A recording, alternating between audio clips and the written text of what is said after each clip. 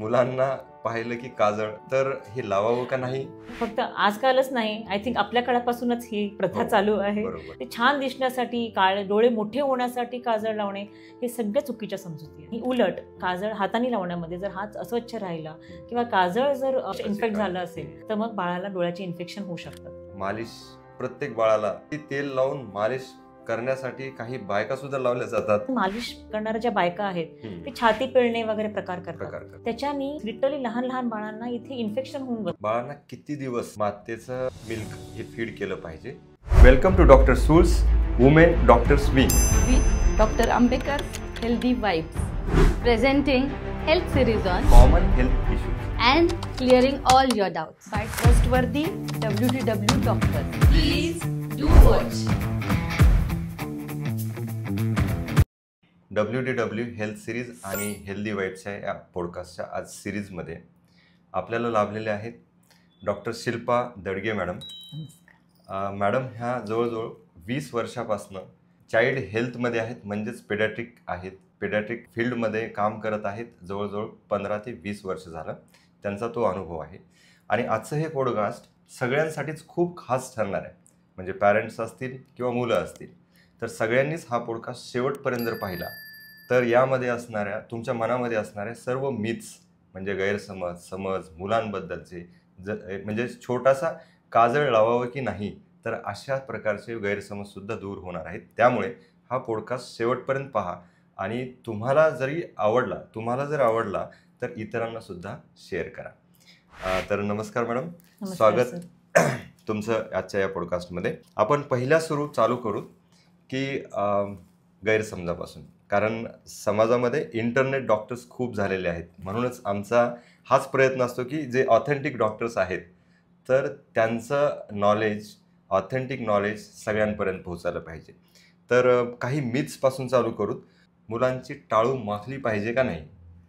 सर्वप्रथम मी WWच्या वतीने आणि माझ्या वतीने ज्योती सूळ आणि प्रियंका डावळे यांना खूपच अभिनंदन करू इच्छिते आणि त्यांचे आभार मानू इच्छिते की त्यांनी मला ह्या पॉडकास्टसाठी निवडलं आहे.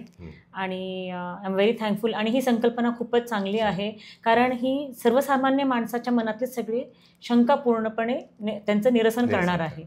त्यामुळे हे खूपच चांगली संकल्पना आहे. I congratulate both Jyoti and Priyanka and thank you for giving me opportunity. आता टाळू माखणे कसं आहे, ते जुन्या काळातल्या बायकांना असं वाटायचं की टाळू माखली की मग कवटी छान भरून येते. पण जेव्हा की असं काहीच नाहीये.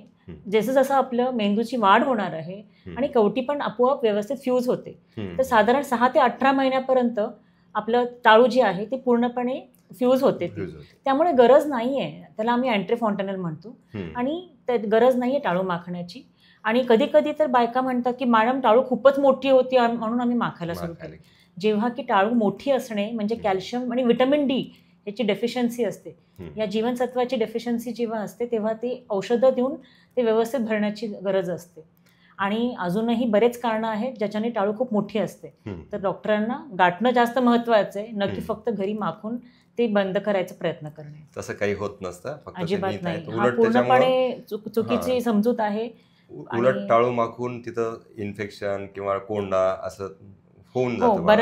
बऱ्याच मुलांना ते तेल सूट होत नाही आणि ते तेल कधी कधी स्ट्रॉंग तेल वापरतात, डाबर लाल तेल वगैरे किंवा असं, त्यामुळे पण बाळाची त्वचेचे प्रॉब्लेम स्टार्ट होतो. त्यानंतर दुसरा मीथ आहे सगळीकडं, म्हणजे अख्ख्या महाराष्ट्रातच नाही तर भारतामध्ये, काजळ.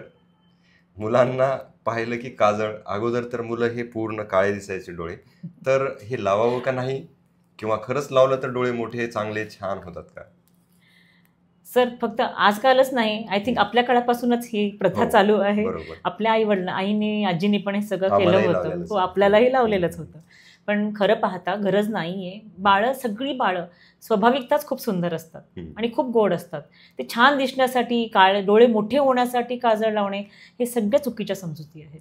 अजिबात गरज नाही. उलट काजळ हाताने लावण्यामध्ये जर हात अस्वच्छ राहिला किंवा काजळ जर म्हणजे इन्फेक्ट झालं असेल तर मग बाळाला डोळ्याचे इन्फेक्शन होऊ शकतात.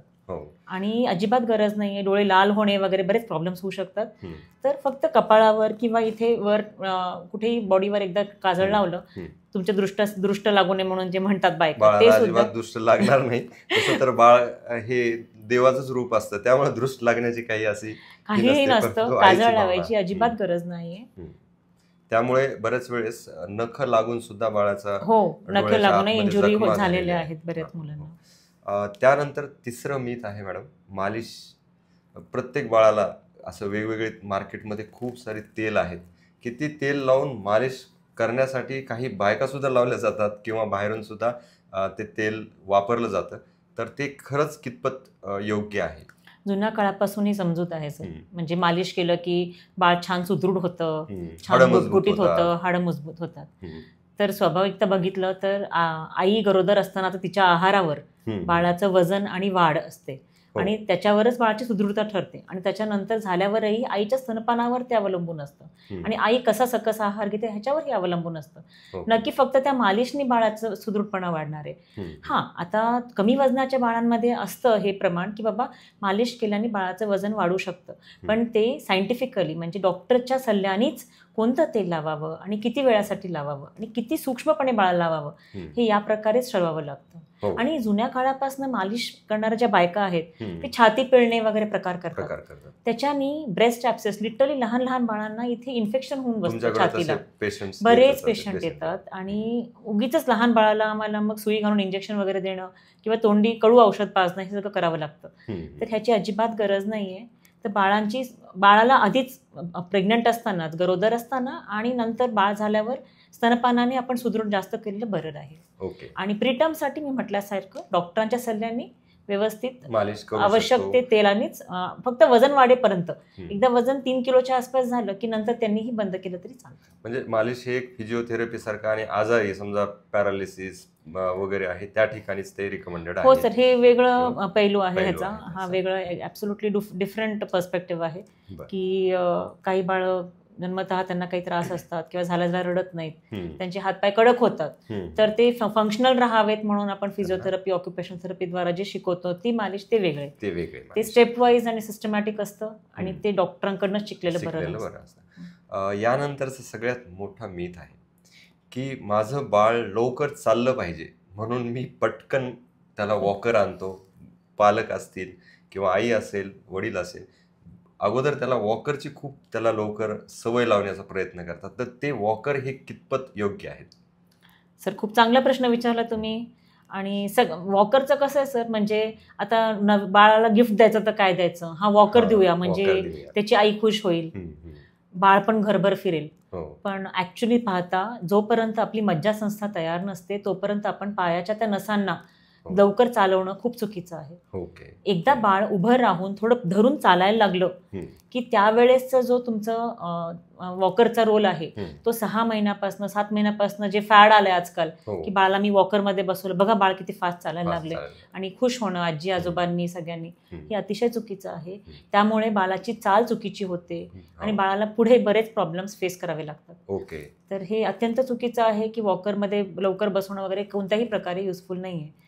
हा खूप मोठा तुम्ही गैरसमज. आणि बराच वेळा सर पडतात पण मुलं, पडतात, ऍक्सिडेंट. आमच्याकडे तेही झालेलं आहे की वॉकरनी कसं आहे त्याला व्हील्स असतात, चाकामुळे ते फास्ट जातं आणि मुलं पडतात, डोक्यावर मार लागतो त्यांच्या कपाळावर वगैरे. म्हणजे पडणं, चाल, विशेष म्हणजे त्यांचं पोश्चर खराब होतं, पूर्णपणे बिघडतं. वॉकिंगची स्टाईल आहे ती चेंज होते कारण कवळी हाडं असतात त्यामुळे. तर खूप क्लिअर केलं, खूप जणांचा हा समज होता तो त्यांनी मॅडमनी क्लिअर केला. Thank you madam. त्यानंतर आपण जाऊ बाळाच्या जन्मापर्यंत. म्हणजे आम्ही असं एक गुड न्यूज असते, आता डिलेवरी चालू आहे, परंतु डॉक्टर्समधून सांगतात की बाळाने शी आतमध्ये गेलेली आहे तोंडामध्ये आणि त्याला लवकर NICU मध्ये ॲडमिट करावं लागेल. म्हणजे नेमकं काय होतं त्यावेळेस? बाळाने पोटात शी करणं म्हणजे काय असतं? बेसिकली बाळ बाहेर आलं की शी केलं की आपण कसे सगळे खुश होतो, अरे बाळाने शी पण केली, शू पण केली मॅडम. पण ही शी त्या वेळेच्या आधी जर झाली, ओटी पोटात असताना, तर ती ॲम्निओटिक फ्लुइड जे म्हणतो, बाळाच्या अवतीभोवती जे द्रव्य होतं त्याच्यामध्ये मिक्स होतं आणि बाळ जेव्हा बाहेर, बाळाचं डोकं जेव्हा डिलिव्हरीच्या नॉर्मल डिलिव्हरी असेल तर त्यावेळेस जेव्हा डोकं बाहेर पडतं त्यावेळेस चुकून ते जर तोंडात असेल तर मग ते शी जी आहे ती बाळ पहिला श्वास जेव्हा घेतं ते चुकून आपल्या श्वासनलिकेत जाऊन बाळाला त्रास करू शकते. त्याला आम्ही मेकोनियम ॲस्पिरेशन सिंड्रोम म्हणतो. म्हणजे बाळाला त्याच्यामुळे निमोनिया होऊ शकतो. आणि जर बाळाने समजा सिझर पण झालं, LSCS मध्ये पण असं असतं की बाळाच्या तोंडात असतं ते ऑलरेडी भरपूर, तर चुकून जर बाळाने झाला श्वास घेतला तर मग ते परत श्वसन नलिकेत जाऊन परत बाळाला त्रास देऊ शकते. तर हे निमोनिया होऊन मग आपल्याला ऍडमिट करावं लागतं. आणि ऍक्च्युली साधा निमोनिया किंवा बाळाने फक्त श्वास न घेणं किंवा बाळाचा श्वास फास्ट राहण्यापेक्षा सुद्धा शी जी आपल्या छातीत जाते बाळाच्या श्वसननलिकेत जाते ती खूप जास्त त्रासदायक असते. सर ह्याला ट्रीटमेंटला खूप वेळही लागतो आणि कधी कधी केसेस कॉम्प्लिकेटेड होतात. त्यामुळे त्यांना NICU मध्ये तात्काळ ऍडमिट करायला. हो, पण ही नैसर्गिक बाब आहे, कारण काहीतरी आईला त्रास झालेला असतो ज्याच्यामुळे बाळाला ऑक्सिजनची कमतरता होते आणि त्यामुळे बाळ हे पोटात शी करतं.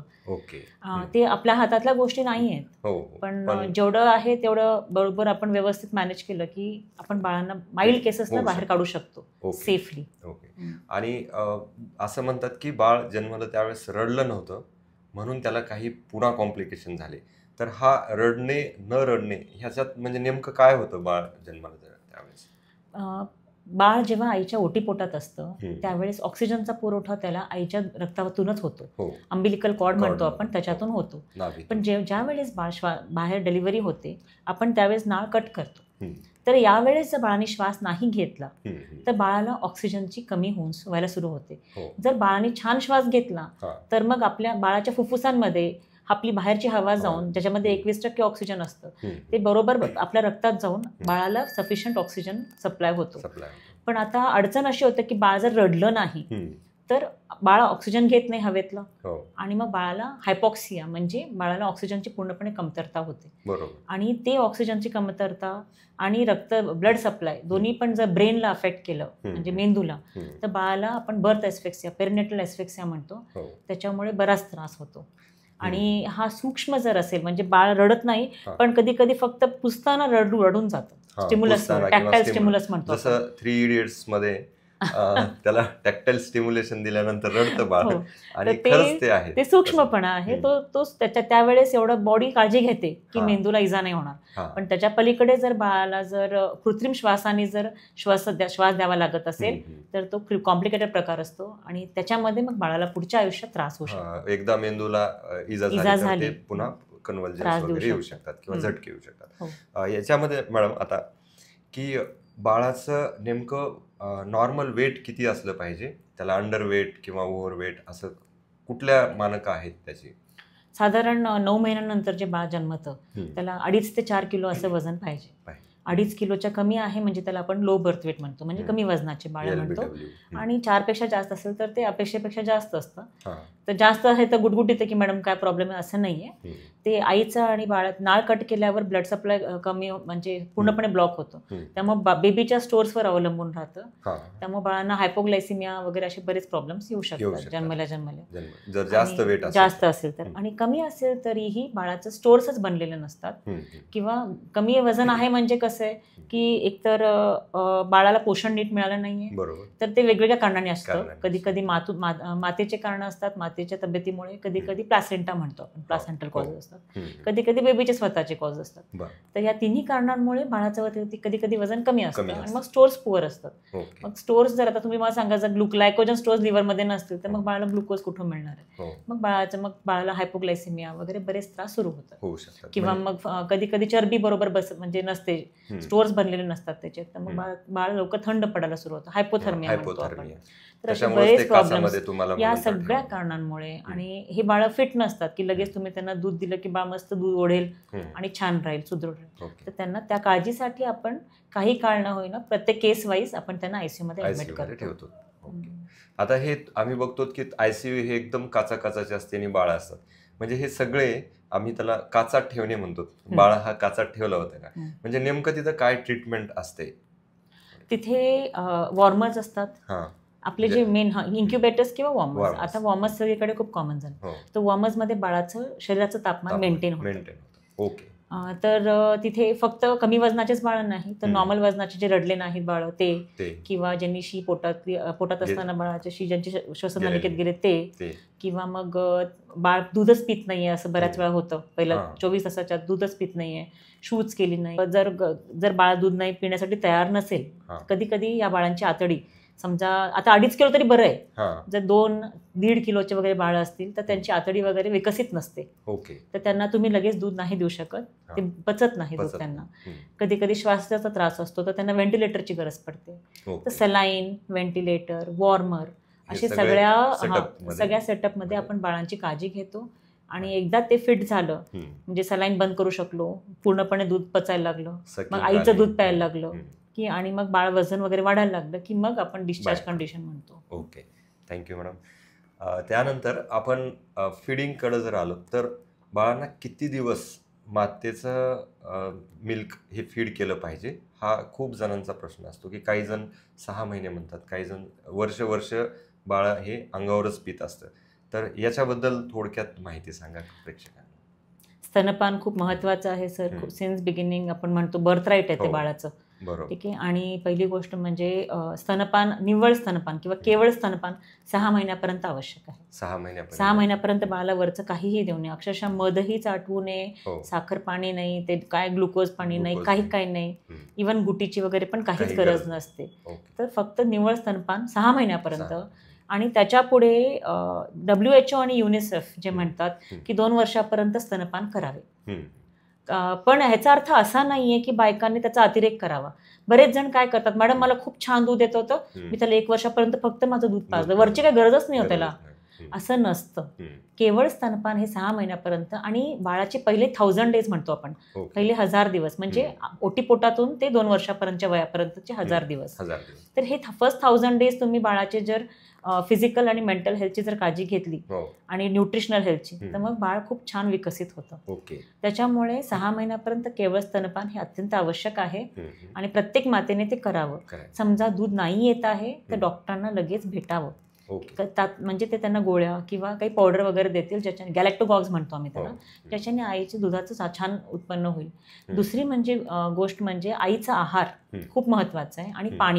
पाण्याचं प्रमाण. पाण्याचं. बऱ्याच मातांना हे माहीत नसतं, ते 1 लिटर पाणी द्या, पोट फुगतं हं. वगैरे म्हणतात. हां. ह्या खूप चुकीच्या चुकीच्या गोष्टी गोष्टी. आहेत. प्रत्येक ह्युमन बिंग प्रमाणे 3-3.5 लिटर तरी पाणी त्या आईने पण प्यायलाच प्यायला पाहिजे. पाहिजे. आणि त्याच्या व्यतिरिक्त आहार, हं.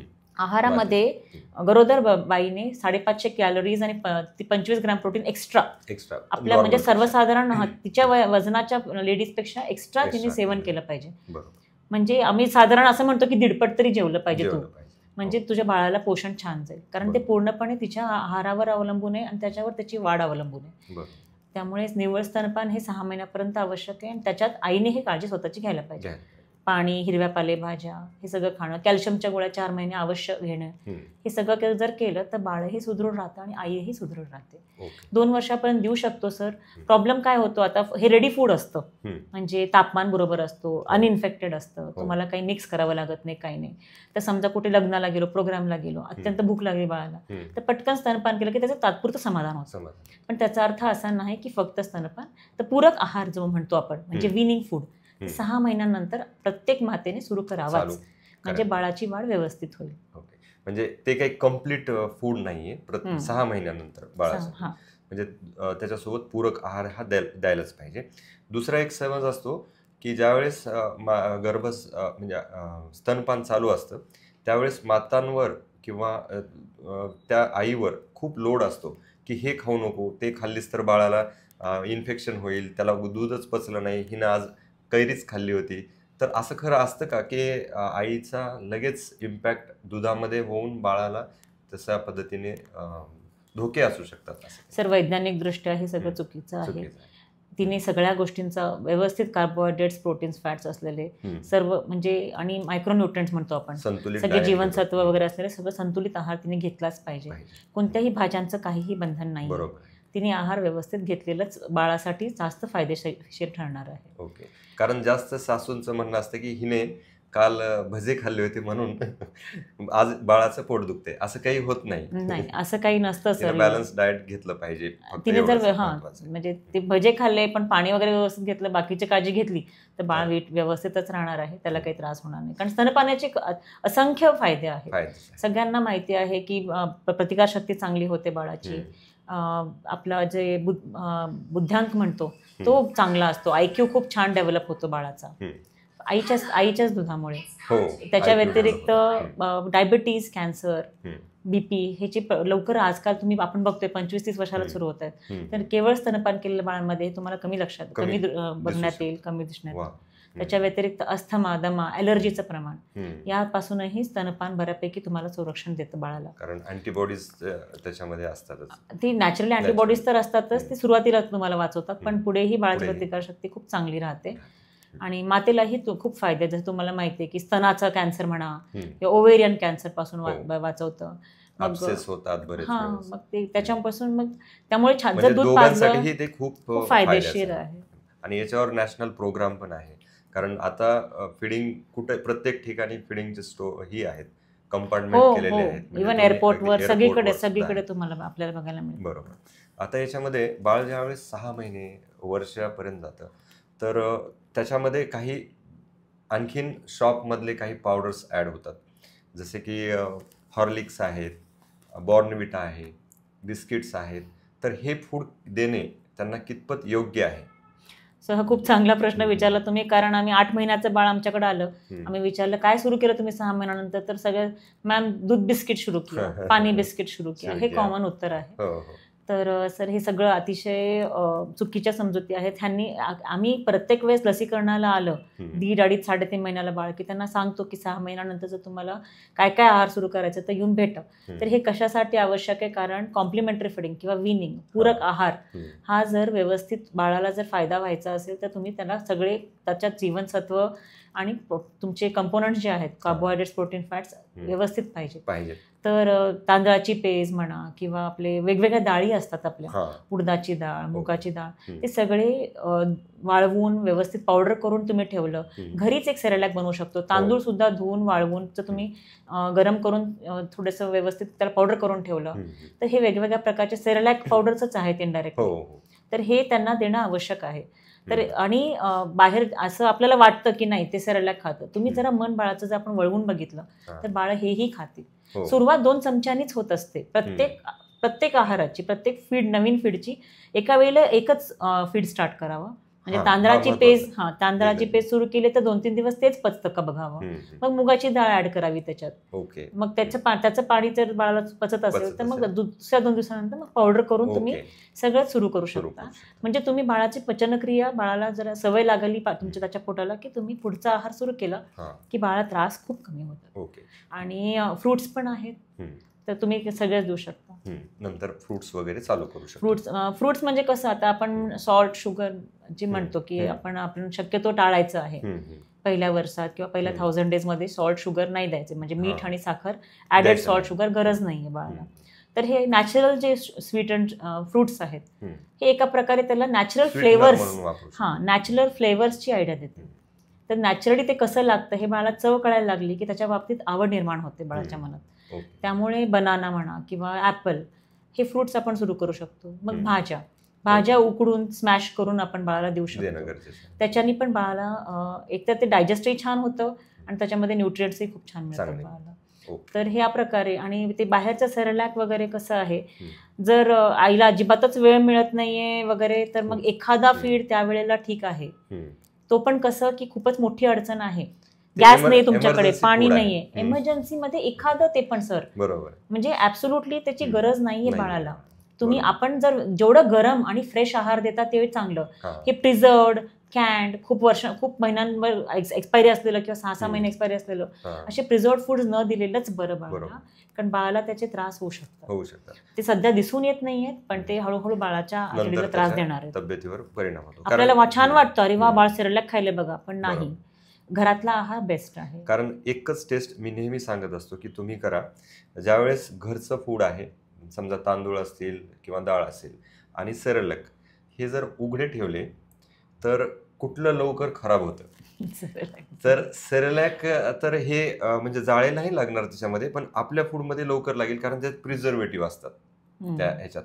म्हणजे जास्त प्रिझर्वेटिव्ह म्हणजे जास्त केमिकल्स, म्हणून ते फूड जास्त अवॉइड केलेलं चांगलं. आणि घरचं जे आहे ते फ्रेश तयार करून ठेवलेलं हे खूप चांगलं. सो तुम्ही हॉर्लिक्स आणि बॉर्नव्हिटाचा विषय उचलला, तेही छान केलं. कसं आहे, बरेच माता म्हणतात की माझं बाळ दूधच पित नाही.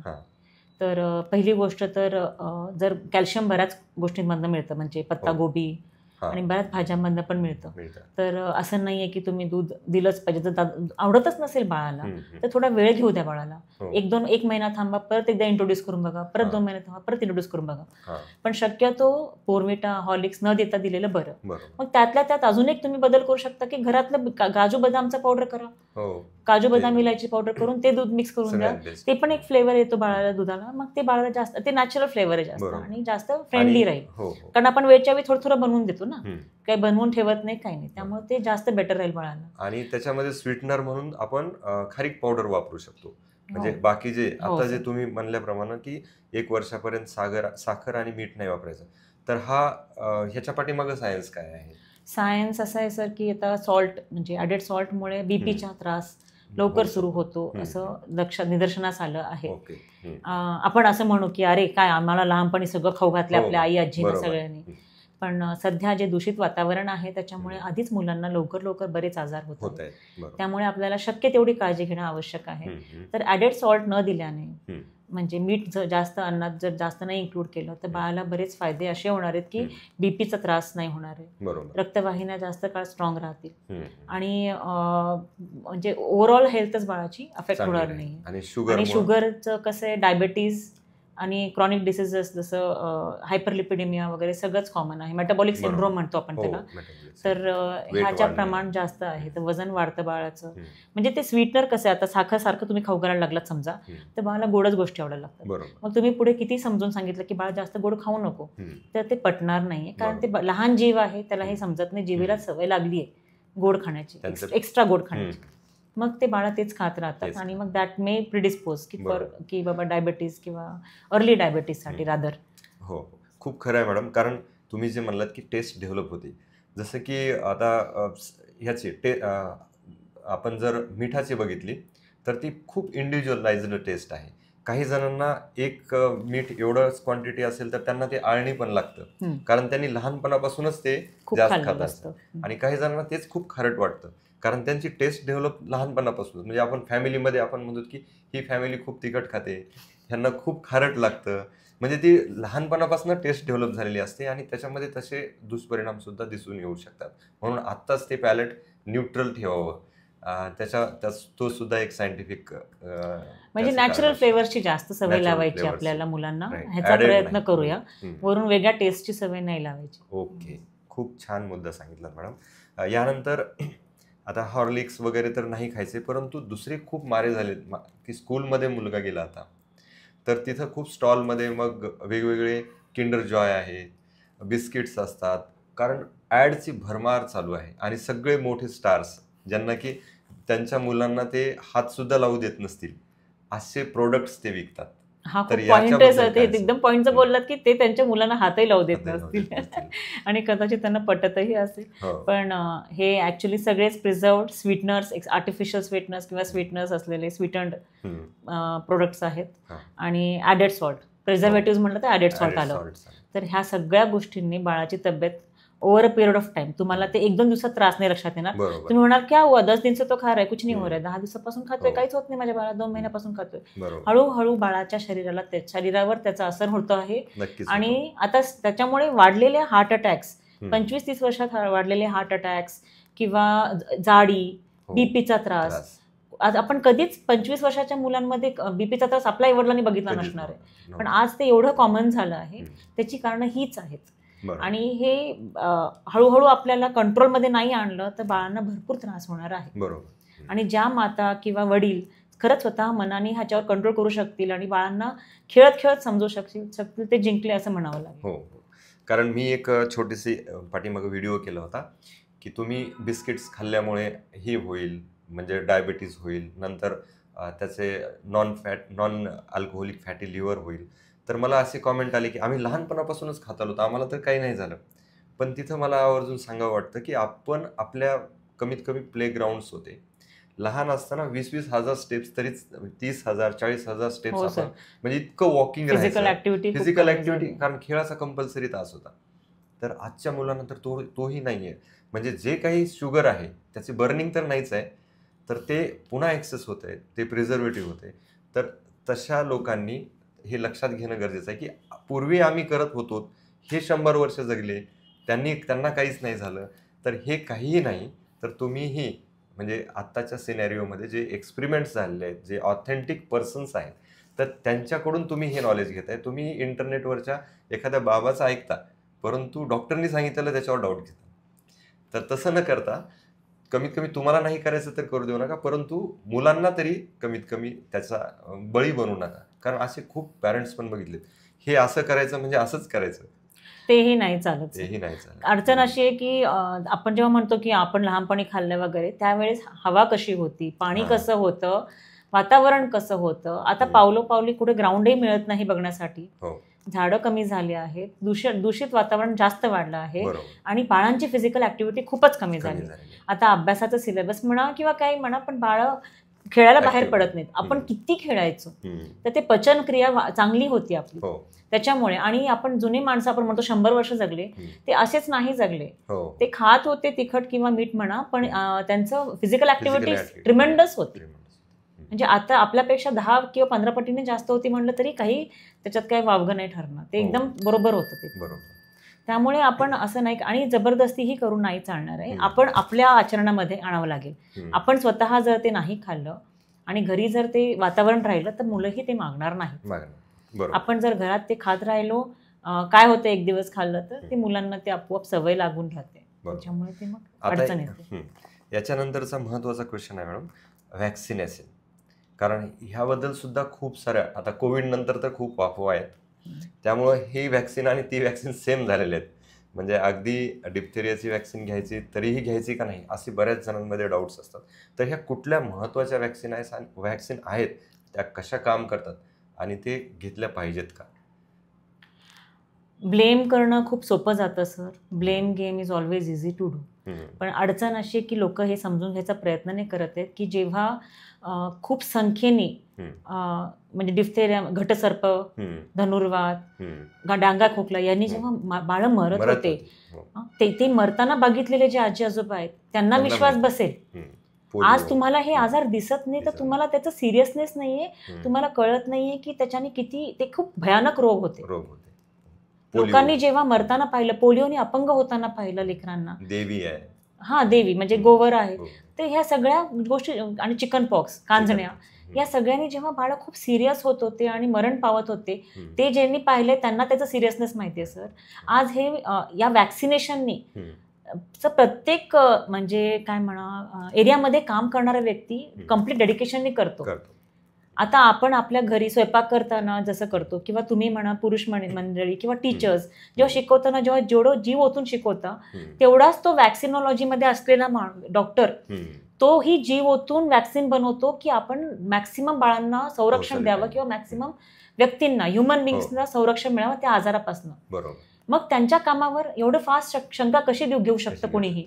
फक्त काही व्हिडिओज वगैरे बघून असं कसं शंका घेऊ शकतं? दे आर मेकिंग दर आयडियल वर्क, आणि त्याच्यामध्ये तेही मरण पावतात. कोविडमध्ये आपल्याला माहिती आहे कितीतरी सायंटिस्ट मरण पावलेत फक्त कोविड झाल्यामुळे, कारण ते त्याच्यासाठी वॅक्सिन बनवायला गेले, कारण त्यांना ह्युमन रेसला वाचवायचं होतं. मग हे एवढं लूज कमेंट करून चालणार नाहीये, कारण हे सगळे डांग्या खोकला हे 3-4 मी सांगितले, देवी वगैरे. मग कावीळ, आता कावीळ आहे, हेपॅटायटिस ए नी खूप कमी कॉम्प्लिकेशन्स आहेत, पण बाळं खूप आजारी पडतात. महिने त्यांना भूक लागत नाही, लवकर कावीळ कमी होत नाही. मग असे बरेच आजार आहेत. त्याच्या व्यतिरिक्त BCG, ट्युबरक्युलोसिस म्हणतो आपण, टीबीनी तर खूप कॉम्प्लिकेशन झालेले आहेत आतापर्यंत.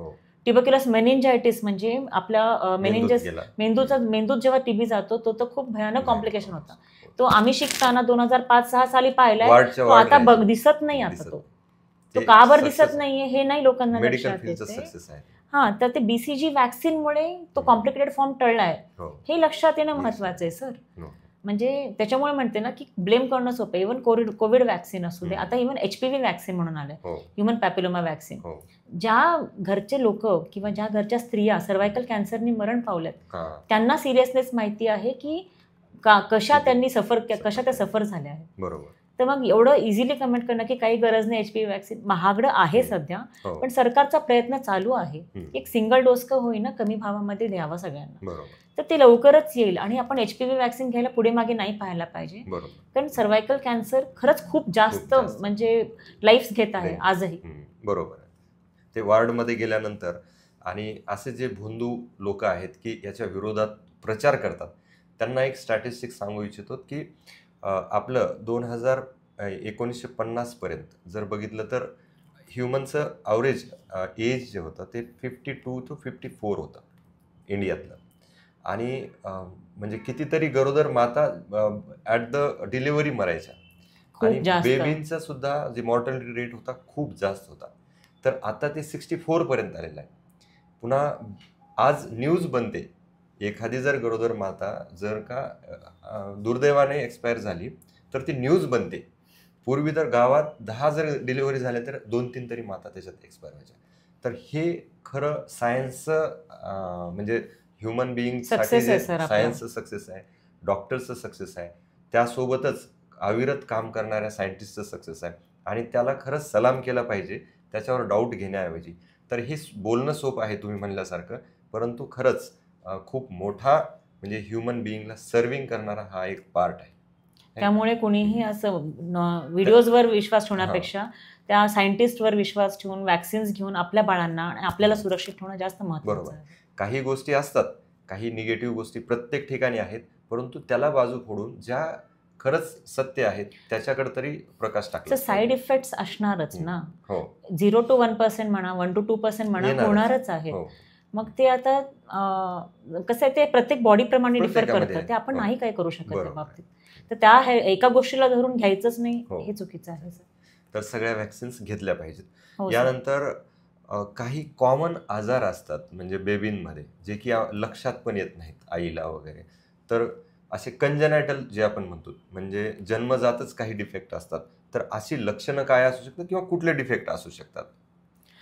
काही लक्षात येण्यासारखे असतात सर हम्म. पटकन, हम्म. जसं की क्लेफ्ट लिप म्हणतो आपण, हो, तो ओठ तर- पूर्ण बनत नाही, हम्म. क्लेफ्ट पॅलेट टाळू नीट पूर्ण बनत नाही किंवा हो. जुळत नाही, हो क्लेफ्ट लिप, क्लेफ्ट पॅलेट. मग दिसण्यासारखे म्हणजे शीची जागा न बनणे, एनालेट्रेझिया. हम्म, हम्म. आणि काही हाडाचे आजार म्हणजे पाय वगैरे थोडे वेगळे असतात. हो आता न दिसण्यासारखे म्हणजे हृदयाचे आजार, हृदयाचे आजार. किडनीचे आजार. हम्म. तर आज ॲक्च्युली विज्ञानाने केलेल्या प्रोग्रेसमुळे आपल्याला 5व्या महिन्यात जे आपण ॲनॅमली स्कॅन करतो, हम्म. 18 ते 20 आठवडे, 16 ते 20 आठवड्याच्या, हम्म. त्यामध्ये आपल्याला कळतं की हम्म. हृदयाचे आजार आहेत, किडनीचे आजार आहेत. ओके. पण असे जे आहेत म्हणजे कंजेनायटल हार्ट डिसीज म्हणतो आपण हम्म, त्याला, हम्म. म्हणजे जन्मजातच बाळाला हृदयाचे विकार विकार आहे. आणि किडनीचे विकार. हम्म. तर या आता या वैज्ञानिक आधुनिकतेमुळे असं झालंय की आपल्याला जन्माला काहीतरी ॲक्शन घेता येते. हो म्हणजे जन्माला परत एकदा 2D एको म्हणतो आपण, हम्म. हृदयाची सोनोग्राफी करून हम्म, हम्म. हृदयाचे प्रॉब्लेम पटकन डिटेक्ट करता येतात, हम्म. पोटाची सोनोग्राफी करून हम्म. किडनीचे वगैरे आजार पटकन पिकअप दुरुस्त. करता येतात. हम्म. मग काही आणि तुम्हाला आपल्याला आता म्हणजे सर्वसामान्य हम्म. माणसाला माहीतच नाहीये, हम्म. कधी कधी तर काही बाळं जगूच शकत नाहीत, म्हणजे जन्मल्यावर काही दिवसात दगा पावतील हा. असे कंजेनल डायफ्रॅमॅटिक हर्निया पण हो आहेत. हम्म. तर ते सुद्धा लवकर कळल्यामुळे ऑपरेशन जन्माला जर ऑपरेशन केलं ऑपरेशन करतात. तर त्यांचं खूप छान ते पण जगू शकतात. रिझल्ट आहे. आज कार्डियाक सर्जरी खूप सोपं झालं आहे, हम्म. हृदयाची पण सर्जरी खूप सोपं झाल्या आहेत हम्म. With advance technology. हम्म. आणि खूप छान केअर असल्यामुळे ओके. त्याच्यामध्ये चांगले रिझल्ट्स आहेत. पण कधी कधी बाळं कसं रड म्हणजे कधी कधी आज्या खूप लक्ष देतात, आई आज्या, हम्म, हम्म. म्हणजे ते म्हणतात की मॅडम बाळ रडलं की निळं पडते निळं बघा. पडतंय. मग ते पटकन घेऊन येतात. हम्म. मग त्यावेळेस आपल्याला मग ते सायनॉटिक हार्ट डिसीज म्हणतो Cyanotic. आपण त्याला, ज्याच्यामध्ये हम्म. दूषित आणि अदूषित आपलं रक्त जे आहे ते मिक्स होतं. मिक्स होतं. त्याच्यामुळे बाळाला ते हायपॉक्सिया होतो आणि त्याच्यामुळे आपण लवकर बाळाला पिकअप करू शकतो. हम्म. तर असे जे काय म्हणतात लक्षणं आहेत म्हणजे नाही म्हणजे लाईफला रिस्किंग, रिस्की. म्हणजे लगेच आयुष्य म्हणजे जीव दगावू शकतो बाळाचा काही दिवसांमध्ये, महिन्यांमध्ये. हम्म. असे आजार पण आजकाल पटकन लक्षात येत आहेत because of Okay. 2D echo Today, हो. आणि आणि सगळ्या सोनोग्राफीमुळे. diagnostic तर process आपण ज्या आहेत. आणि खूप छान ऑपरेटिव्ह हे पण आहेत, Okay. ऑप्शन्स पण आहेत. Options. त्याच्यामुळे लवकर ट्रीटेबल आणि विथ गुड प्रोग्नोसिस, Okay. म्हणजे पुढचं आयुष्य हम्म. त्यांचं खूप छान ते छान जगू जगू शकतात बाळ. आता याच्यानंतर काही फिजिकल जे कॉमन इन्फेक्शियस डिसीजेस पण आता कमी आहेत, परंतु त्यातल्या त्यात मुलांना होणारी कुठली जास्त? सर आपण गोवर बघतो, हा. आजही गोवर काही म्हणजे एवढं कमी. वॅक्सिनेशन नंतर पण ते एवढं गेलेलं नाही. सो गोवर आहे, पण युजली इम्युनायझेशन नंतर पण झालं तरी माइल्ड फॉर्ममध्ये येतो. त्याच्यामध्ये मेन प्रॉब्लेम असतो निमोनिया आणि जुलाब होणे, अतिसार होणे बाळाला. हे कॉम्प्लिकेशन्स आहेत मेजर्सचे, इमिजिएट कॉम्प्लिकेशन्स. आणि बाकी मज्जासंस्थेचे वगैरे डिलेड आहेत. पण ह्याच्याने प्रतिकारशक्ती खूप डाऊन होते. म्हणजे महिना बाळ आजारी राहिल्यासारखं, भूक लागत नाही, काहीच नाही. त्याच्यामुळे हे मिझल्स म्हणतो आपण तर ते एक इन्फेक्शस डिसीज आहे जे खूप डेंजरस आहे. मग चिकन पॉक्स म्हणजे कांजण्या, त्याच्यामध्ये पण बाळाची प्रतिकारशक्तीवर असर होतो. मग डेंग्यू, आपण डेंग्यू तर किती बघतो, आपण म्हणतो ना पांढऱ्या पेशा कमी झाला, पांढऱ्या पेशा. तर डेंग्यू एक असा आजार आहे की बाळाला खूप जास्त कंटिन्यू फीवर येतो, अंग दुखतं खूप जास्त, कधी कधी डोकं दुखतं, उलट्या होतात, म्हणजे पोट दुखायला लागतं, पचत नाही खाल्लेलं. मग अशा वेळेला आपण लवकर जर वेळेवर डॉक्टरकडे सल्ला घेतला, आणि सपोर्टिव्ह ट्रीटमेंटच असते डेंग्यूची मेन, त्याच्यामध्ये जास्त अँटीबायोटिक वगैरे नाही द्यावं लागत. सपोर्टिव्ह ट्रीटमेंट वेळेवर ॲडमिट करून सलाईन वगैरे दिलं, बीपी जर व्यवस्थित काळजी घेतली तरी बाळं खूप छान जगतात. खूप कमी कॉम्प्लिकेशन्स, म्हणजे हिमरेजिक फीवर आणि शॉक सिंड्रोम असे कॉम्प्लिकेशन्स आहेत, पण ते रेअर आहेत. आणि ऍडमिट झाले की ते लवकर निदर्शनास येतात, लवकर निदर्शनास येऊन मग लवकर इलाज होतो, ते बरे होतात. मग टायफॉइड वगैरे तर आपल्या खूप आधीपासूनचे आजार आहेत, त्याला ट्रीटमेंटही ॲडव्हान्स्ड आहेत. ब्लड कल्चर म्हणून तपासणी असते, त्याच्यानंतर मग लगेच तुम्ही ट्रीट केलं की बाळही बरं होतं. डेंग्यू, टायफॉइड, मलेरिया हे आता सहज मलेरिया आपल्याला या भागात नाही दिसत, तरी मुंबई भागात खूप जास्त आहे, कारण तिकडे आर्द्रता जास्त आहे, ह्युमिडिटी खूप जास्त आहे, जिथे मॉस्किटो जास्त जगू शकतात. त्याच्यामुळे मग मलेरिया तिकडे खूप कॉमन आहे, कॉम्प्लिकेटेड मलेरिया. मी तर 6-6 महिन्याच्या बाळामध्ये पण मलेरिया पाहिलेला आहे जेव्हा माझ्या शिक्षणाच्या वेळेस. आता याच्यामध्ये काही आजार असे आहेत की पायका म्हणजे माती खातात बाळ, माती नाही मिळालं तर मग भिंत कोरून खातात. तर हा काय प्रकार आहे? हा खूप कॉमन प्रॉब्लेम आहे. माती खाते, चॉक खाते बाळ. हे युजली बाळाला हिमोग्लोबिनची जर कमतरता असेल तर जास्त बाळामध्ये दिसतं हे. तर ताबड म्हणजे आईने सांगितलं ऍक्च्युली हे कसं आहे, अरे माती खातच राहतात, चॉक खातच राहतात, भिंतीचं सिमेंट खातच राहतात बाळ, अरे ते पण खाते, त्यांचं पण बाळ खाते, असं खूप म्हणजे काय म्हणतात समजुती आहेत, लाईटली घेतलं जातं. पण हे बरोबर नाहीये. तुम्ही लवकरात लवकर कॉन्टॅक्ट जर केलं डॉक्टरना, आणि जर खरंच HB कमी असेल बाळाचं तर आपण अनिमिया म्हणतो आपण, रक्तक्षय, तर जर ते कमी असेल तर, आणि तुम्ही जर रक्तवाढीचे औषधं वगैरे दिले आणि जंताचं औषध दिलं, म्हणजे कारण हे आता माती खाते म्हणलं की त्याला इन्फेक्शन होणारच झालं, तर त्याच्यामुळे मग दंताचं औषध आणि हे दिलं तर मग पायकाचं प्रमाण खूप लवकर कमी करू शकतो आपण. कॅल्शियम, आयर्न आणि जंताचं औषध दिलं तर. आता ह्याच्यानंतर काही मुलांचं खूप चंचल आहेत आणि ते खूप प्रमाण वाढलेलं आहे, म्हणजे ते एका ठिकाणी बसत नाहीत, त्यांचं लक्ष लागत नाही, त्याला जे काही ADHD म्हणतो, तर त्याची लक्षणं काय किंवा तो ट्रीट होतो का? सर हे बाळांना अतिचंचलपणा म्हणतो आपण त्यांना, आणि दुर्लक्ष असतं त्यांचं, म्हणजे ते लक्ष नाही देत. तर ह्याची लक्षणं अशी आहेत की बाळ तुम्ही त्याच्याशी बोलताय बाळाशी तुमच्या, पण बाळाचं तुमच्याकडे अजिबात लक्ष नाही. आय टू आय कॉन्टॅक्ट म्हणतो, म्हणजे डोळ्यात डोळे घालून बघतही नाही बाळ तुमच्या, तुम्ही त्याच्याशी बोलता पण त्याचं लक्षच नाही, तो असा आपला पळत राहतो, इकडे तिकडे सैरा वैरा, सगळं सामान पाडतो, हे करतो. आणि हे फक्त घरी नाही तर कुठेही बाहेर गेलं घेऊन तुम्ही, तर सगळीकडे ते सेम राहतं त्याचं. त्याच्यानंतर त्याला म्हणजे हायपर ऍक्टिव्ह असतं, म्हणजे हे खेळ 1-2 सेकंड हे खेळणार, तर दुसऱ्या क्षणी दुसरा खेळ घेणार, मग परत तिसऱ्या क्षणी तिसरा खेळ घेणार, आणि असं ते बाळ चंचल असतं खूप. तर हाती चंचलपणा म्हणतो आपण त्याला. तर हे ADHD आहे आणि हे ट्रीटेबल आहे. जर आपण त्याला व्यवस्थित हायपर ऍक्टिव्हिटी जर ट्रीट केली, त्याची अटेन्शन जर तुम्ही त्याचं बरोबर अटेन्शन स्पॅन जर त्याचा मेंटेन करायचा प्रयत्न केला औषधांनी, तर बाळा खूप चांगल्या प्रकारे रिकव्हर होतो. पण बऱ्याच मातांना आजकाल कसं आहे, ते कॉमन झालं युट्यूबवर बघून माझ्या बाळाला ADHD आहे का, तर जर बाळ तुमच्या डोळ्यात डोळे घालून बघतंय बाळ, आणि एखादं पोयम तुम्ही सांगताय, कविता, गाणं, आणि बाळ तुमचं ऐकते आणि रेसिप्रोकेट करताय, ह्याचा अर्थ त्याचं अटेंटिव्ह आहे ते बाळ. आणि शाळेत हे बाळ ना स्थिर बसत नाहीत, तर शाळांमधून पण कंप्लेंट येतात की तुमचं बाळ बसतच नाही एका ठिकाणी, आणि सगळं सामान पाडतं, आणि त्यामुळे सगळे त्रस्त होतात आजूबाजूचे लोक. तर तसंही आपलं बाळ जर वर्गात बसत असेल अर्धा 1 तास आणि एका तासानंतर उठत असेल तर ठीक आहे ना, ते बाळ नॉर्मल आहे तुमचं, की एक अर्धा तास तरी बसतोय म्हणजे तो बसतोय, दॅट मीन्स की ADHD नाही. तर ते ओळखणं खूप महत्वाचं आहे, आणि डॉक्टरांना ताबडतोब भेटलं की ते तुम्हाला बरोबर सांगतील की हा हे ADHD आहे, ट्रीटमेंटची गरज आहे, हे नाही आहे, एखाद्या सेटिंगमध्ये घरी आहे किंवा बाहेर शाळेतच आहे तर त्याला ADHD नाही म्हणतात, ते माइल्डर फॉर्म्स आहेत. मग ते बरोबर आपल्याला ट्रीट करता येतात बिहेवियरल थेरपीने. कॉमन वर्ड झालाय, मला डिप्रेशन आलं. डिप्रेशन हा खूप मोठा आजार आहे, परंतु तसंच काही मातांना वाटतं की हा attention deficit hyper active syndrome आहे का, तर तसं काही नाही, नसतं प्रत्येक वेळेस. त्याच्यानंतर दुसरा स्पीच बद्दल जे आहे की माझं बाळ लवकर बोलतच नाही आहे किंवा ते खूपच लवकर बोलतं, तर ह्याच्याबद्दल काय आपण सांगू शकतो? म्हणजे किती दिवसानंतर बाळ बोललं पाहिजे किंवा तुमच्याकडं किंवा स्पीच थेरपिस्टकडं कधी घेऊन जायला पाहिजे? स्पीच म्हणलं तर 2 पार्ट असतात त्याचे. एक समजणं, बाळाला कॉम्प्रेहेन्सिव्ह स्पीच म्हणतो आम्ही. कॉम्प्रेहेन्सिव्ह स्पीच म्हणजे बाळाला समजतं तुम्ही जे बोलताय ते, आणि एक्सप्रेसिव्ह स्पीच म्हणजे बाळाला बोलता येते का, स्वतः व्यक्त होता येते का. तर हे 2 प्रकार आहेत. तर पहिल्या वर्षी बाळ तुम्ही जेव्हा त्याच्याशी बोलता, इंटरॅक्ट होता, अगदी जन्मल्यापासूनच बाळ आपण गप्पा मारला की हसतं.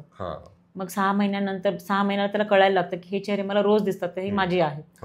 मग नाव घ्यायला लागलं, कधी कधी ते बाळ नाव घेतलं की पटकन बघतं की माझी आई आली, तर ते समजायला लागतं त्याला. That is comprehensive speech.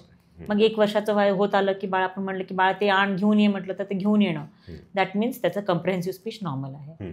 आता एक्सप्रेसिव्ह स्पीचचे ना बरेच पैलू आहेत. प्रॉब्लेम मेन काय आहे की तुम्ही जर बाळाला खूप सारे लँग्वेजेसला एक्सपोज केलं, म्हणजे तो एक जण घरात तुम्ही त्याला पोयम दाखवता, समजा मोबाईल, काय आजकाल खूप चुकीची पद्धत चालू आहे की जेवताना मोबाईल दाखवणे, म्हणजे पटपट जेवण करेल. मग त्याच्यात तुम्ही हिंदी पोयम दाखवता, कधी मराठी पोयम दाखवता, कधी इंग्लिश दाखवता, आणि घरात मराठी बोलता. असं 3-4 लँग्वेजेस जर एक्सपोज झाले, आणि समजा शेजारी कोणी तेलुगू आहे आणि ते पण त्याच्याशी बोलतात, तर त्या 4 लँग्वेजेस समजण्यामध्ये त्याचा मेंदू कन्फ्युज होतो. मल्टीलिंग्वल एक्सपोजर म्हणतो. तर मल्टीलिंग्वल एक्सपोजरमुळे बाळाला एक्सप्रेस नाही होता येत. त्याला समजत असतं हळूहळू सगळं, पण तो एक्सप्रेस नाही होत. मग एक्सप्रेसिव्ह स्पीच डिले होते. तर मग सहसा सगळे विचारतात की मॅडम आमचं बाळ बोलत नाहीये. किती वर्षाचे? 1 वर्षाचे. थोडं थांबा. मग 2 वर्षाचं झालंय, मामा बाबा बोलतंय, तर ठीक आहे. आणि मग 2 वर्षापर्यंत पण जर बाळाने एकाही शब्द, म्हणजे 3 किंवा 4 शब्द मिनिंगफुल नाही काढले, आपल्याला कसं हे सेटिंग्स सगळे रूल आउट करायला की बाबा खूप लँग्वेजेसला एक्सपोज आहे का, पण बाळ सगळं कामं करतं का, तर सगळं समजतं. शू आलं की खाली उतरतो, दाखवतो बाथरूम कुठे आहे, शी आले की दाखवतो, तर ह्याचा अर्थ की ते नॉर्मल आहे बाळ, तर गडबड नाही करायची. आता दुसरं सेटिंग असं आहे की बाळाला समजतच नाही. समजा तुम्ही बाळाशी बोलायचा प्रयत्न करताय पण बाळ तुमच्याकडे बघतच नाही, आय टू आय कॉन्टॅक्ट नाही, आपापलं इकडे तिकडे बघतं, तर त्याचा अर्थ की त्याला ऐकण्याचे प्रॉब्लेम्स असतात, हिअरिंग डेफिसिट. तर अशा कंडिशनमध्ये जर आपण फटाफट लवकरात लवकर हिअरिंग प्रॉब्लेम जर डिटेक्ट केला आणि त्याला जर हिअरिंग एड दिलं, तर बाळाला तुम्ही लवकर आपण एक्सप्रेसिव्ह स्पीचसाठी, कॉम्प्रेहेन्सिव्ह आणि एक्सप्रेसिव्हसाठी रेडी करू शकतो. तर त्या केसेसमध्ये त्याच्यामुळे हे डिटेक्ट करणं खूप महत्त्वाचं आहे.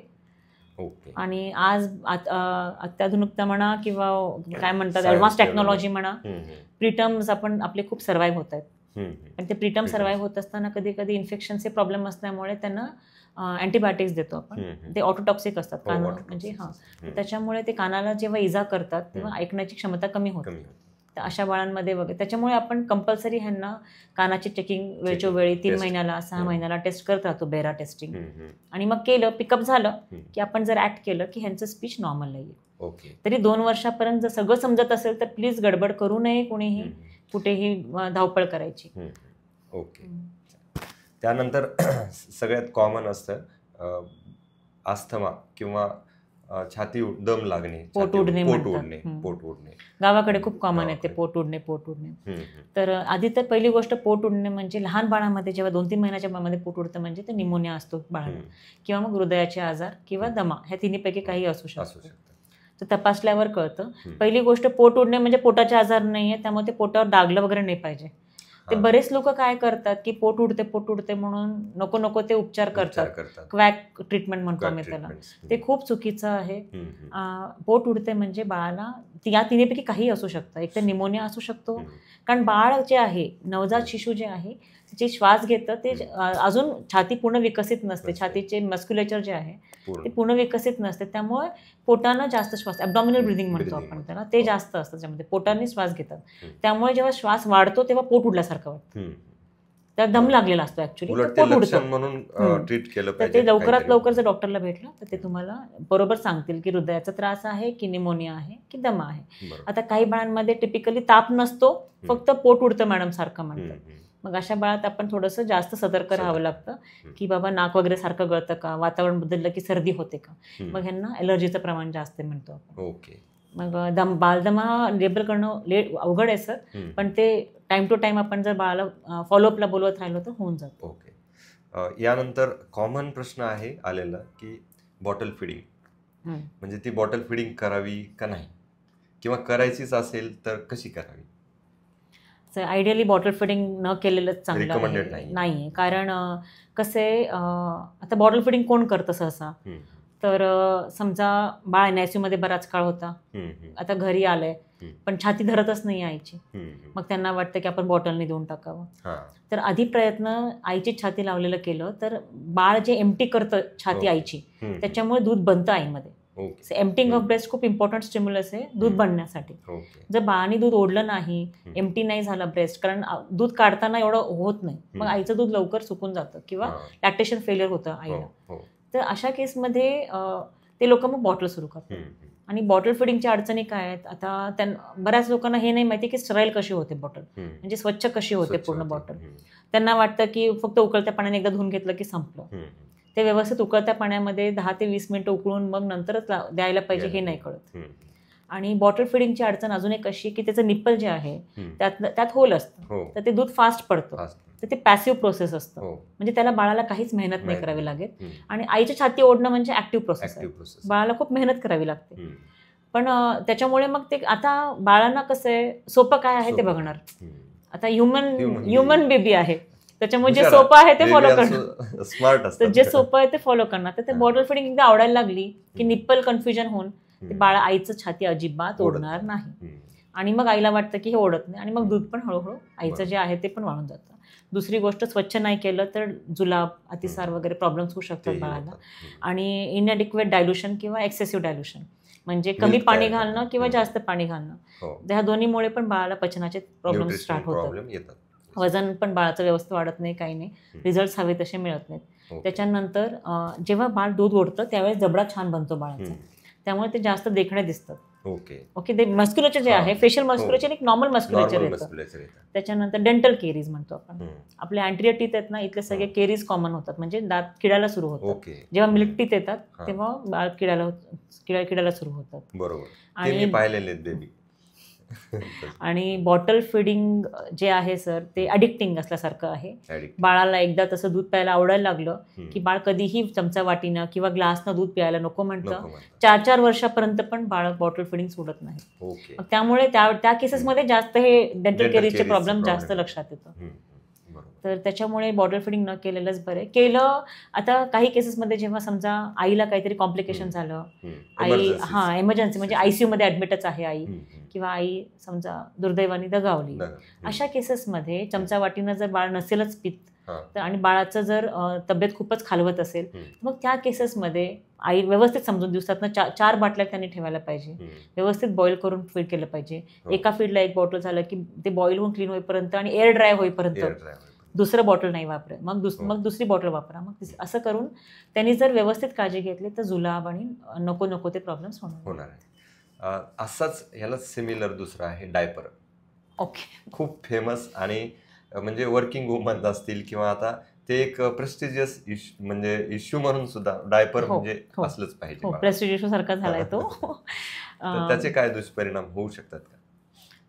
बरेच दुष्परिणाम आहेत. पहिली गोष्ट तर लंगोट, किंवा आपण थोडंसं मोठं झालं की जे चड्डी वगैरे घालतो, कॉटनची ती पण, ते पण सिंथेटिक मेटल नाही पाहिजे, नाही तर रॅश होतं. तर डायपरचं तर रॅश एक कॉमन प्रॉब्लेम आहे. ठीक आहे, डायपर रॅश. आणि दुसरी गोष्ट म्हणजे काय, 1 वर्षापर्यंत 10 ते 12 महिन्यापर्यंत आपण टॉयलेट ट्रेनिंग सुरू करतो बाळाला. म्हणजे आपण शूला घेऊन जातो, आता शू आली का पिलो आपण चल शू करून येऊ, तर आपण ते टॉयलेट ट्रेनिंग, म्हणजे जुन्या माता हेच करायच्या की चला आपण थोडं, आता उठलाच ना तू, आता शू करून येऊ, मग 2-3 तासांनी परत चल शू करून येऊ. मग आजकाल काय होतंय की वर्किंग विमेल्स आहेत घरी, आता सासू-सासऱ्यांना त्रास नाही व्हायला पाहिजे म्हणा, किंवा स्वतःला पण त्रास नाही व्हायला पाहिजे म्हणून डायपर्स घालतात. तर बाळाला शू कधी आली आणि शी कधी आली हे कळतच नाही, आणि ते तसंच कळत राहतं डायपरमध्ये. आणि ह्याच्याने काय होतं की त्यांना ते कॉन्टिन्युअन्सच येत नाही, आता समजच येत नाही, व्हॉलंटरी कंट्रोलला खूप उशीर लागतो. मग शाळांमध्ये किंवा प्ले ग्रुपला वगैरे गेले मुलं, म्हणजे आजकाल ते पण फॅड झालंय, 1.5 वर्षाचं झालं की प्ले ग्रुप. अडचण अशी होते सर की घरी कोणी नसतं काळजी घ्यायला, पण मग जर टॉयलेट ट्रेन केलं तर या गोष्टी सोप्या होतात. पण त्याच्याऐवजी जर शॉर्टकट शोधलं की डायपरच घालायचं, तर मग बाळाला त्याचे प्रॉब्लेम्स असे येतात की व्हॉलंटरी कंट्रोल नाही येत, आणि ह्याच्यानी ना सर बाळाचा कॉन्फिडन्स पण कमी होतो, म्हणजे त्याच्या मेंटल ह्याच्या गोष्टीवर पण असर होतो. माझ्याच म्हणजे क्लोज फॅमिलीचं एक केस आहे. प्ले ग्रुपमध्ये गेलं, शी केलेलं त्याला कळत नव्हतं, म्हणजे तो उभं राहून शी करायचं बाळ. तर मग डायपर का नाही घालत म्हणून एका मावशीने फक्त रागवलं म्हणून ते बाळ परत शाळेतच जायचं नाही म्हणून रडायला लागलं. बरोबर. तर हे कॉमन प्रॉब्लेम्स आहेत. आणि पण सर काही केसेसमध्ये कुठे डायपर कुठे इंडिकेटेड आहे. आता फॉर एक्झाम्पल काही बाळं आजकाल खरंच सर बघण्यात आलं की खूपच चंचल आहेत, म्हणजे दिवसभर अक्षरशः एक क्षणही झोपत नाही. आपण जेव्हा लहान होतो म्हणा, किंवा आपल्या पण म्हणजे भावंड म्हणा 10 वर्ष लहान वगैरे, ते दुपारी छान 2-3 तास झोपायचे, रात्री छान शांत झोपायचे, मग शूशी केली तरी कपडा बदलला की लगेच झोपायचे. पण आता असं नाहीये, ते उठले ना की असे उठूनच बसतात आणि मग माता त्रस्त होतात. आता झोप ही अशी गोष्ट आहे जी वाढीसाठी खूप महत्वाची. स्लीप जे म्हणतो, एस्पेशली नाईट स्लीप, ती 7-8 तासाची शांत झोप वाढीसाठी खूप महत्वाची. त्यामुळे आपण जर डायपर जर घातलं तर ते शांत झोपलं तर त्या आणि फक्त हिवाळ्यामध्ये वगैरे जास्त शू करतात आणि पावसाळ्यामध्ये मुलं थंडी वाजली की, उन्हाळ्यात शक्यतो करतच नाही. तर त्या केसेसमध्ये समजून उमजून जर केलं तर ठीक आहे सर. म्हणजे त्या केसेसमध्ये मी म्हणेन, कारण ती वाढीला खूप वाढ अफेक्ट होते आणि मेंटली स्टेबल नाही राहत, हे बाळ चंचल राहतात. ही पर्सनॅलिटीवर पण हा असर होतो, झोप न झाल्याचं. ते चंचल राहतात, मग हायपर ऍक्टिव्ह जे म्हणतो आपण, ते हळूहळू वेगवेगळे बिहेव्हिअरल प्रॉब्लेम सुरू होतात बाळांमध्ये. म्हणजे डायपर हे खूप टाळलंच पाहिजे, मॅक्सिमम तर टाळलंच पाहिजे. खूप कमी केसेसमध्ये परमिशन, ते पण डॉक्टरच्या परमिशनने वापरले पाहिजे, ते मनाने वापरणं चुकीचं, आणि ते पण डायपर रॅश क्रीम लावून, म्हणजे व्यवस्थित डायपर. कारण डायपर रॅश खूप कॉमन आहे, त्याच्याने युरिनरी इन्फेक्शन वगैरे पण, म्हणजे आतून क्रीम काही त्याच्यासोबत येत नाही, पण डायपर रॅश क्रीम आणि फ्रिक्वेंट चेंजेस पण. म्हणजे मॅडम, ओबेसिटी हा एक खूप कॉमन प्रॉब्लेम झालेला आहे लहान मुलांमध्ये, आणि फक्त भारतातच नाही तर सगळ्या जगातलाच प्रॉब्लेम आहे. तर त्याच्याबद्दल ओबेसिटीमुळे काय दुष्परिणाम होऊ शकतात किंवा ती कशी टाळावी? तर बाहेरच्या देशांमध्ये तर हे कोविडच्या आधीच सुरू झालं होतं, पण आपल्या देशात कोविडच्या नंतर खूप जास्त निदर्शनास आले, कारण स्कूलिंग बंद झालं होतं, बाहेर जाणं बंद झालं होतं, मुलांचं मैदानी खेळणं बंद झालं होतं. त्याच्यामुळे, आणि जागेवर बसूनच टीव्ही बघायचा, खायचं जागेवरच बसून, आणि फिजिकल ऍक्टिव्हिटी एकदम ऑलमोस्ट झिरोला आली होती, नीलला. त्याच्यामुळे जाडी वाढण्याचं प्रमाण वाढलं होतं, ओबेसिटीचा. आता आणि वरून जंक फूड इंटेक, म्हणजे रेडी फूड. कसं आहे, मला वडापावच आवडतो, मला पिझ्झाच आवडतो, आणि मग हट्ट केला की आई वडिलांना नको म्हणायला नको वाटतं. पण आता ह्याच्यामध्ये समजून घ्यायची बाब हे आहे की जंक फूडमध्ये म्हणजे त्याच्यामध्ये बरेच मसाले वापरले जातात, आणि पाव म्हणजे बेकरी आयटम वापरलं जातं, आणि ह्या सगळ्यामध्ये प्रिझर्वेटिव्ह खूप पडतात. त्याच्यामुळे बेकरी आयटम्स कमीत कमी म्हणजे टाळलेले बरे, चिप्स कुरकुरे टाळलेले बरे, कारण ह्याच्यामध्ये लोकल मसाले किंवा लो क्वालिटी मसाले असून बाळाच्या सारखे जे टेस्टर्स आहेत ते बाळाला पोटाला खूप over long period of time खूप त्रास देतात. त्याचं सेवन 6 ते 8 महिने वगैरे म्हणजे जरी केलं मुलांनी आठवड्यात 3-4 वेळा, तरी पण ते असे त्रास देतात जे तुम्हाला दिसणारही नाही. म्हणजे फॉर एक्झाम्पल, तुम्हाला जर जुलाब अतिसार झाला तर तो दिसतो, लगेच बाळाला तुम्ही ट्रीटमेंट देता, बाळ बरा होतो, उलट्या लगेच बऱ्या होतात. पण हा न दिसणारा त्रास आहे जो फक्त पोटदुखी म्हणून बाळामध्ये होतो, आणि खूप काळ पोट दुखतच राहतं. तुम्ही काही तपासण्या करा, सोनोग्राफी करा, सिटी स्कॅन करा, MRI करा, सगळे तपासण्या नॉर्मल होतात, पण पोटदुखी काही थांबत नाही, आणि गोळ्या औषधं चालू ठेवावे लागतात. त्याच्यामुळे हे सगळे जंक फूड्स, पॅक्ड फूड्स टाळलेले बरे. आणि ओबेसिटीसाठी म्हणजे आपल्याला माहिती आहे, दिसतं बाळाला. ऍक्च्युली ना मदर चाइल्ड प्रोटेक्शन कार्ड म्हणून आहे, त्याच्यामध्ये पण आपल्याला कळतं की बाळाचं आपलं वजन किती पाहिजे आणि खूप जास्त आहे का. आणि ते जर आपल्याला चार्ट्स आहेत, आयसीडीएसचे पण चार्ट्स आहेत, त्याच्यामध्ये वजन हाईटला जास्त आहे का वगैरे कळतं आपल्याला. तर मग त्याच्यामध्ये आपण जर लवकर ओबेसिटी जर पिकअप केलं की बाबा माझं बाळ जाड होतंय, किंवा आणि तपासण्या जर केल्या तर आपण, आणि BP वगैरे चेकअप करत राहिलो तर आपण बाळाला बऱ्याच नको त्या आजारापासून वाचवू शकतो.